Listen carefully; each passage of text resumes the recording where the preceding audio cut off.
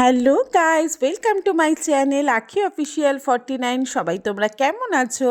আমিও খুব ভালো আছি, আশা করি তোমরাও খুব খুব খুব ভালো আছো। আমার চ্যানেলটাকে এখনও যারা সাবস্ক্রাইব করনি তারা প্লিজ একটু সাবস্ক্রাইব করে দাও না, প্লিজ প্লিজ প্লিজ একটু সাবস্ক্রাইব করে দিও, কেমন? আর দেখো না, কলকাতায় অনেক বছর পর এরকম ঠান্ডা আমরা ফিল করতে পারছি, তাই না গাইজ?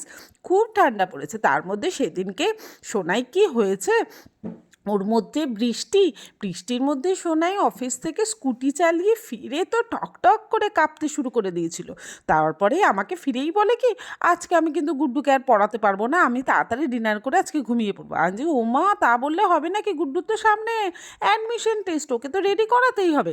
অমনি আমি বসিয়ে দিলাম একদম ঘন করে 2 কাপ দুধ দিয়ে, তার মধ্যে এলাচ দিয়ে, তেজপাতা দিয়ে, আদা দিয়ে, বেশি করে চা পাতা দিয়ে ফুটিয়ে ফুটিয়ে ঘন করে একটা সুন্দর একটা চা বানিয়ে ফেললাম। ফেলে অমনি সোনাইয়েরও এনার্জি পেয়ে গেল চাটা খেতে খেতে গুড্ডুকে পড়ানোর জন্যে। অমনি সোনাইও বসে গেল গুড্ডুকে পড়াতে।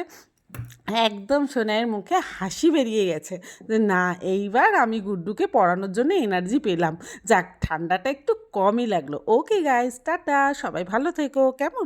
আর প্লিজ আবার বলছি, আমার চ্যানেলটা প্লিজ একটু সাবস্ক্রাইব করে দিও।